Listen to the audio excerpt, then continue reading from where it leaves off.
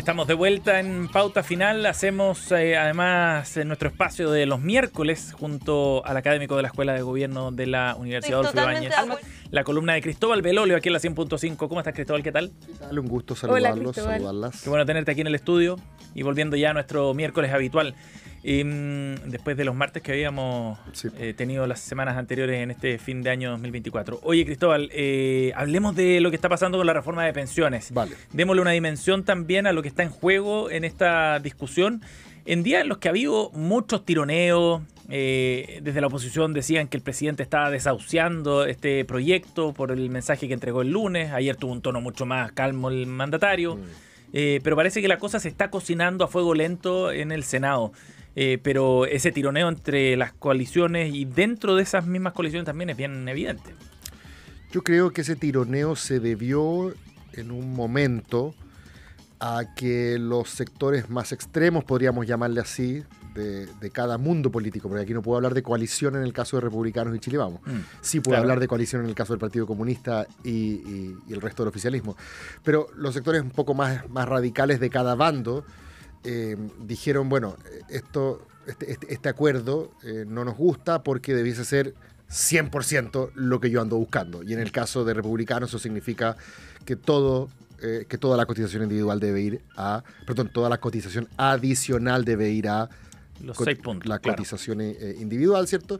Y en el caso del Partido Comunista dicen que se dieron cuenta de que era demasiado poco lo que se estaba obteniendo. Creo que leí a un dirigente del Partido Comunista, creo que a Juan Andrés Lagos, haciendo como añoranza, nostalgia del proyecto de Piñera. Quizás debimos haber aprobado cuando Piñera propuso 3 y 3. En ese entonces pensamos que era, ¿cómo se arrepienten ahora? Era muy poco, ¿cierto? Bueno, y yo creo que es lo mismo que le puede pasar a la derecha, y que yo creo que es la convicción que tiene Galilea y compañía. Una de las razones por las cuales los senadores de Chile Vamos, especialmente Galilea, que ha sido uno de los que ha conducido, como conversábamos antes, la negociación, yo creo que tiene que ver con reconocer que en la vida las circunstancias nunca son ideales, pero cuando parecen lo suficientemente buenas, razonables, ¿cierto? El día de mañana la cosa puede cambiar para peor. ¿Sabes que el otro día estaba conversando con un empresario que tiene como cierto liderazgo en el mundo empresarial?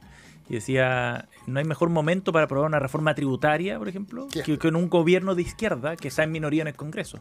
Y lo mismo corre para pensiones. Exacto. O sea, la misma lógica que es lo que está pasando hoy día. Que es un poco lo que hablábamos el otro día cuando nos preguntábamos, si es que yo le decía medio en broma, medio en serio, si el TODES estaba fallecido y un amigo mío me decía, espérate que gane la derecha de nuevo y se viene la avanzada progresista nuevamente. Entonces, desde ese punto de vista uno podría pensar que lo que hace Galilea tiene todo sentido, es decir, tratar de abrochar hoy un acuerdo que si lo miras en números, en ningún libreto de la derecha podría ser más auspicioso que este. Es decir, o sea, llama la atención que teniendo a republicanos aquí respirando en la oreja, la UDI, y en este caso Juan Antonio Coloma, el último de los coroneles activos, es el que está dirigiendo todo esto. El que lo está, o sea, en la práctica son Cruzcoque, Galilea y Coloma, claro. pero Coloma siendo en la práctica, o sea, el que podría ser más afectado por la sombra republicana, está empujando esto con total cautela. Y bueno, lamentablemente, y esto lamentablemente para Coloma, y lamentablemente para muchos de estos senadores que yo creo que están haciendo lo correcto, insisto, es que no necesariamente esto obtiene premio electoral. No necesariamente hacer lo que más conviene, digamos. Que Coloma no va a la reelección. Claro, bueno. No, estoy pensando incluso en el futuro como de sus respectivas coaliciones, ¿cierto? O sea, si la derecha apoya esta propuesta, Chile Vamos, ¿cierto? Republicanos se lo va a sacar en cara, ¿cierto? Durante los próximos meses, en los cuales se va a encarar una contienda presidencial, y los van a tratar de la derechita cobarde, los van a tratar de débiles en sus convicciones, ¿cierto? Los van a tratar de entreguistas, ¿cierto? Etcétera, etcétera, ¿cierto?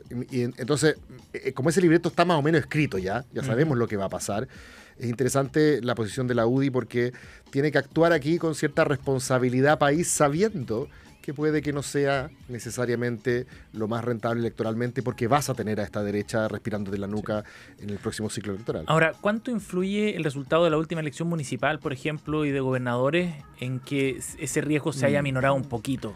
Es una buena pregunta. yo no estoy tan seguro de que se puedan extrapolar consecuencias directas. Afecta la temperatura ambiente, ¿cierto? Y es cierto que la temperatura ambiente parece decir que hay una especie de vuelta a la moderación, pero yo diría todas estas cosas hay que mantenerlas con beneficio inventario. ¿Cuál puede ser el tironeo de Matei?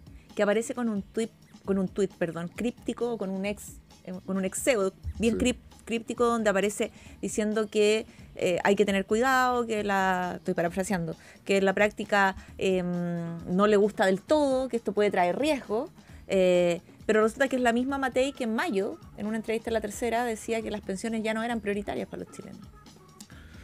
No, o sea, yo creo que siguen siendo tremendamente prioritarias. Han sido parte del ecosistema de demandas del mundo social desde buen tiempo a esta parte, ¿cierto? Porque ya tenemos las primeras generaciones que se han jubilado con el Mercedes de Piñera, por lo tanto, Pero ¿qué tanto afecta que ella aparezca diciendo esto? ¿Puede frenar este...? Yo creo que ella tiene que cuidar su flanco derecho, es cierto. Por ese lado, tiene que cuidar su flanco derecho. Y probablemente más adelante, cuando le toque ir a buscar a lo que algunos llaman el votante medio, ¿cierto? En la segunda vuelta, obviamente, tiene que ir a cubrir, obviamente, el centro. Me imagino que tiene que ver con eso, con no aparecer tan progre en un mundo de derecha que cada vez se ha puesto, al parecer, más duro. Yo fuera Johannes Kaiser, vi que estaban hablando también de la primaria, perdón, de la proclamación de José Antonio Kast. La primera proclamación va a tener varias en enero. Como candidato presidencial directo a primera vuelta, lo que me parece de todo sentido. Es decir, si yo fuese José Antonio Kast, iría a primera vuelta de todas maneras. Iría a primera vuelta porque es la única manera de entregarle un paraguas a mi lista parlamentaria. Sí. Y meter adentro diputados y eventualmente... Y seguir creciendo ahí. Senadores, ¿cierto? Es un riesgo para él, obviamente, porque se puede quedar, como siempre, como ya se ha quedado 2 veces, y como le ha pasado a Marco Enrique Jominamis tantas veces, sin pan ni pedazo, el candidato eterno, ¿cierto?, que no la hace, pero cumple un rol importante para el partido. Y si va a la primaria y la pierde con Matei, hasta ahí nomás llegó. Por tanto, tiene todo el sentido del mundo. Yo creo que José Antonio Kast vaya a primera vuelta. Y yo fuese Johannes Kaiser y encuentro que todo el negocio es ir a la primaria. O sea, yo fuese Johannes Kaiser y iría porque está ocupando exactamente el electorado de Kast en la primaria. Ajá. Si yo soy Johannes Kaiser y voy a una primaria con Evelyn Matei y ponte tú, Carter. No creo que Jimena Rincón se vaya a sumar, no sé, pero pero supongamos que sí. Imaginémonos que ni siquiera fuera Carter. Ajá. Yo creo que Carter también tiene sus razones para querer ir, porque esto te transforma de un liderazgo local en un liderazgo nacional. Claro. O sea, piensen en Felipe Kast 2017. Tuvo la osadía de desafiar al expresidente Sebastián Piñera, sabiendo que no tenía por dónde, pero los 250.000 votos que sacó, ¿cierto?, lo transformaron en senador de la en una figura nacional que después se fue a la Araucanía y arrastró a su compañera de lista. Sí, claro. Entonces yo fuese Carter, creo que ese es el tiro. Pero imagínate no fuera Carter aún. O sea, Johannes Kaiser va a una primaria con Evelyn Matei y va a obtener una tajada importante de votos de gente que testimonialmente en esa primaria quieran decir, a mí me gusta que incluso Chile Vamos tenga una derecha más dura. Claro. O sea, es pura ganancia para José Antonio Kast, ¿cierto? Perdón, para Johannes. Y para José Antonio Kast. Y para José Antonio Kast también, porque lo saca del camino y después esos votos, los votos que van a votar por Kaiser en la primaria de Chile Vamos, y como va a quedar en el camino, después van a votar por Kast en la primaria. ¿Quiere ir a la primaria, Kaiser? No lo sabemos. Por lo pronto está tratando de resolver el tema de por qué la gente le deposita en su cuenta a Ruth. Ahora, el CERVEL aclaró que es posible cuando el partido no está constituido. No, yo digo que hace todo el sentido del mundo. Si yo fuese Johannes Kaiser, haría eso. Porque obviamente no va a haber una primaria de la extrema derecha. O sea, eso no va a ocurrir, porque ahí además lo va a pulverizar, yo creo, José Antonio Kast. Lo que corresponde, creo, estratégicamente para él es ir a esa primaria. Y por el lado del oficialismo, para volver a pensiones, no deja de ser paradójico que la generación que hizo carrera política, que instaló su discurso en el debate, básicamente hablando de educación, ¿cierto? Cuestionando el paradigma ideológico de la educación de la dictadura, heredada de la dictadura, del modelo de la educación de consumo, ¿cierto? Y como diría Atria, descomodificar, ¿cierto? Sustraerlo del ámbito del mercado para llevarlo al régimen de lo público. Esa fue la bandera de esta generación que hoy nos gobierna, ¿cierto? Sí. Educación. Estoy hoy día más preocupada de que su legado sea entregarle a los viejos, a su abuelo, ¿cierto? A lo que criticaron tanto, quizás. Sí. Entregarle mejores pensiones. Yo creo que no hay ninguna otra cosa. Yo sé que la Ceci a veces pregunta, bueno, ¿no será la reforma política, el regalo inesperado, el legado inesperado? El otro día creo que leía a Claudio Alvarado diciendo, hasta ahora, Claudio Alvarado del IES, sí. Hasta ahora este gobierno no tiene ningún legado. Y es cierto que los últimos gobiernos, en todo caso, han sido legados más bien chiquititos. De hecho, Piñera... La PGU lo salvó a Piñera, ¿no? Y sumaba hartas cosas. No, pero la primera, la pensión, yo diría que es Bachelet 1 la pensión... claro, es la primera gran transformación. Claro, la primera gran transformación. Después todas las cosas son como pequeñas reformas. Piñera mencionaba, me acuerdo en un minuto, mencionaba el postnatal de 6 meses como la gran reforma. Sí, digamos que no son esas reformas tectónicas de la magnitud de que la reforma procesal penal, ¿cierto? O el auge, cosas que ocurrieron en los otros gobiernos. Y yo creo que el gobierno ya decidió que esta va a ser, después de haber fracasado en su intento transformador del proyecto constituyente y otros, ¿cierto? Esta es el proyecto emblemático. Y aunque sea tremendamente distante de lo que ideológicamente, ¿cierto?, su paladar aceptaría, porque un gobierno socialista debiese decir, ¿de qué me estáis hablando? De los 6 puntos adicionales, un 90% va a ir a cotización individual. O sea, yo fuese socialista y me duele la guata. Claro, y en el Frente Amplio están súper incómodos con eso también. Pero evidente, y sería raro que no lo estuvieran. Sí, pero, serían socialistas de cartón. Pero yo creo que prefieren, mi punto es que yo creo que prefieren sacarla adelante, a pesar de que sea ideológicamente incómoda, porque por último demuestras que fuiste capaz de hacer cuestiones importantes para Chile, de hacer avances que mañana van a quedar en los libros de historia. Madurez. Claro, o sea, finalmente, como lo hemos hablado tantas veces en este espacio, ¿cierto? Uno no elige qué tiempo gobernar, ¿cierto? Hace lo que puede con el que te tocó. Muy cortito. Escuchaba, creo, a Nicolás Izaguirre el otro día, si es que mal no recuerdo, hablar acerca de el auge. Cuando sacaron el auge adelante, no eran mayoría en el Congreso. Eso es lo que él explicaba. Y por lo tanto, no fue todo lo que quisieron, pero sí fue bastante de lo que alcanzaron. Sí. ¿Sabes quién fue senadora y ayudó bastante en el auge en ese entonces? Evelyn Matei. ¿Ah, sí? Evelyn Matei al principio no le tenía mucha... Esto es lo que yo he sabido de la trayectoria de Evelyn Matei, investigando un poco de su pasado político. Ella era senadora cuando se estaba discutiendo el auge, y ella participó en la comisión, digamos, que llevó las negociaciones adelante, y fue poco a poco convenciéndose de que esta era una buena política pública para Chile. Mira. Porque a propósito de toda esta discusión que hay sobre el pacto de desarrollo y toda esta cuestión que a mucha gente le gusta. La Anderrecht-Cibrián. Claro, exacto.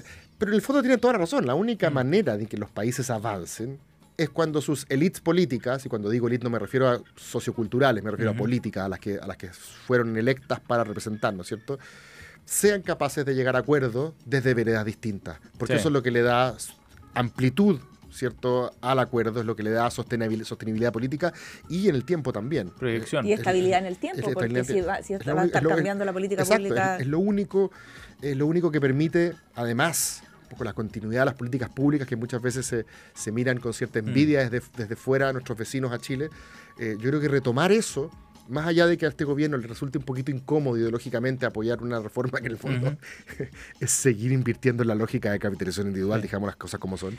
Yo creo que en el fondo lo que le importa es también dejar esa madurez por sentado. Y sobre eso es bien interesante también ver que la calculadora electoral en esta discusión no está tan clara tampoco, porque se aprueba la reforma y en la oposición temen que eso sea usado como un gran triunfo del gobierno en un año electoral, le saquen punta y con eso les vaya mejor en la campaña. Pero si uno después lo ve desde la vereda del frente, no sé si estarán tan orgullosas las bases, digamos, sobre todo en el Frente Amplio y en el Partido Comunista menos, ni qué decir, tan orgullosas de esta reforma con las características que está tomando. Es un súper buen punto, es una victoria media pírrica desde ese punto de vista, porque el gobierno gana en el sentido de que muestra que fue capaz de conducir un acuerdo difícil, ¿cierto?, pero tremendamente esperado por los chilenos, que es mejorar las pensiones, pero lo hace en una clave ideológica que no es la propia. Claro, sí. Entonces la pregunta ahí es, bueno, ¿gana pero no gana? Ahora, tenemos un antecedente medio como diría Guarelo, medio rocambolesco de esto, ¿cierto? Que es la aprobación del retiro a los fondos previsionales, ¿cierto? También fue visto en su momento como una victoria de la oposición contra Piñera, ¿cierto? Piñera se resistió. En su momento, y fue un autogol. Y hasta el final se resistió, y eso le valió que la lista de constituyentes de la derecha para la primera convención le fuera pésimo, no obtuviera ni siquiera el tercio que andaban buscando para tener poder de veto, ¿recuerdan? Esa elección se dio justo en el tercer retiro, creo, en el momento más peor de Piñera.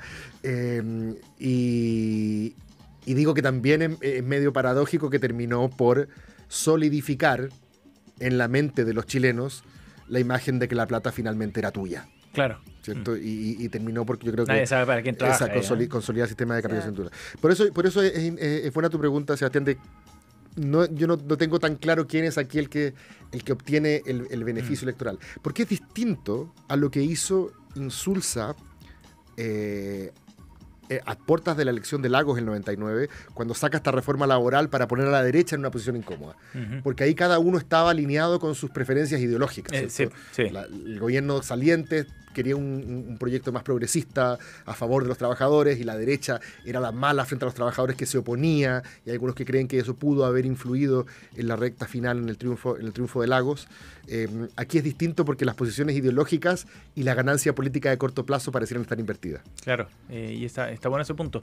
Y sobre ese tema también, ¿crees tú que al gobierno que venga le conviene dejar cerrado este tema? O sea, es mejor para quien sea. Bueno, Evelyn Matei está punteando las encuestas hoy día, uno tiende a pensar en Chile Vamos, pero eventualmente si llegara a ser otro y si fuera el oficialismo el que se repite el plato, ¿el gobierno entrante le conviene dejar esto resuelto? Hay gente en la derecha que cree, y aquí sí mirando los resultados de lo que acaba de pasar, que ellos podrían tener un parlamento tremendamente favorable en el próximo ciclo. ¿Ah, sí? Hay gente que cree que realmente... ¿Mayoría? Sí, o sea, a ver, si sumas a republicanos, obviamente, y a los socialcristianos, y tienes un desempeño como el que se espera que tengas en la próxima elección, ¿cierto? Donde algunos incluso dicen que en primera vuelta podríamos tener 2 derechas punteando. O sea, si eso ocurre, si tiene razón Cristian Valdivieso, y su encuesta como muestra que hoy llegarían 2 derechas a segunda vuelta, ¿cómo crees que se vería el Parlamento si es que ese es el panorama en la presidencial? No, claro. Bueno, sería hay gente en la derecha bueno que cree que el próximo ciclo parlamentario se viene aún mejor para ellos, por lo tanto quizás no hay que hoy día cerrar esto, pero la pregunta es, bueno, ¿para mañana qué? 6-0, digamos, o sea, ¿qué más que esto puedes obtener? Ok, bueno, podría obtenerse eso, pero ¿vas a arriesgarlo? ¿Qué pasa si Matei se te desfonda en la recta final? ¿Qué pasa si la cosa termina siendo ese congreso tan favorable, distinta a lo que proyectabas, que en política ocurre? La derecha tiene también una fama de hacerse zancadilla en el camino, llegando a la meta. Entonces, tiene su historia. Yo creo que entiendo el punto, pero yo creo que Evelyn Matei también, y la derecha, debiese tener otras banderas, otras causas, ¿cierto? Porque si es que, tal como hablábamos hace un rato, si es que efectivamente Boric es el que firma el proyecto, en el fondo ideológicamente ganó la derecha con ya. Sí. La derecha podrá preocuparse en los 4 años de Matei del crecimiento, de la delincuencia, y de otras cuestiones que son fundamentales. Y no te desgastas políticamente en una reforma que es compleja. Que ya quedó por ahora más o menos, la primera parte quedó zanjada. Pasa mucho que, no sé si ustedes se han fijado, que hay temas que son prioritarios en la agenda, como preocupaciones de los chilenos, como prioridades de los chilenos, y una vez que el sistema político absorbe esa demanda social, como que de alguna manera queda saciada. Un poco lo que pasó con educación. Estuvimos hablando de educación durante 8 años. Sí. Y las reformas más emblemáticas que se pedían, estoy pensando desde gratuidad, ley de inclusión, ¿cierto? Con todo lo que tenía que ver con el diagnóstico ideológico que había, con la presión social y los actores que estaban identificados con esa causa. Y una vez que el sistema político procesa esa demanda, como que baja en la tabla de prioridades, ¿cachai? Y aparecen otras, que es un poco lo que hemos hablado durante este programa también, de que delincuencia y economía son las más importantes hoy día para los chilenos. Por lo tanto, puede pasar que el día de mañana, si es que hoy día el sistema político procesa esto, lo absorbe, baje también las pensiones en la tabla de urgencias y Evelyn Matei pueda dedicarse, obviamente, a otras cosas. Después del pilar solidario de Bachelet, igual pasaron desde el 2008 hasta varios el 2013, años. Claro, ¿cierto? por ahí, 2012, Sí. 4 años, 5 años, que se mantuvo un poco más, yo diría, más calmado con el tema de la pensión para las mujeres. Y yo creo y una última cosa, yo creo que tampoco es tan buena idea para la derecha, Ujú. para la derecha pensante, digamos, para la derecha que está pensando, digamos, en la trayectoria republicana del país, ¿cierto? Sí. Tampoco es tan tampoco es tan buena idea que Boric salga completamente destruido. Ajá. No creo que sea, porque tenemos un Boric bastante más moderado del que llegó, ¿cierto? Y que ha aprendido los rigores. salvo cuando va a Maipú. Pero en general que ha aprendido los rigores del gobierno, Sí, ¿cierto? sí. Se ha transformado en una figura que antes en el imaginario del empresariado era prácticamente, El cuco. ¿cierto? El grupo de Puebla, era Maduro, Sí. ¿cierto? Entonces, ojo con... Porque cuando lo que pasó un poco con Kast, mucha gente en la derecha, en la izquierda, estaba asustada por la aparición de desborde, es terrible, te aparece José Antonio Kast, no, José Antonio Kast es terrible, te aparece Johannes Kaiser. Ojo, porque el día de mañana va a aparecer uno más a la izquierda que Boric, así que yo no creo que a la derecha le convenga tanto que Boric salga con su capital político bueno eso. completamente Está bueno. dinamitado. Sí. Está bueno.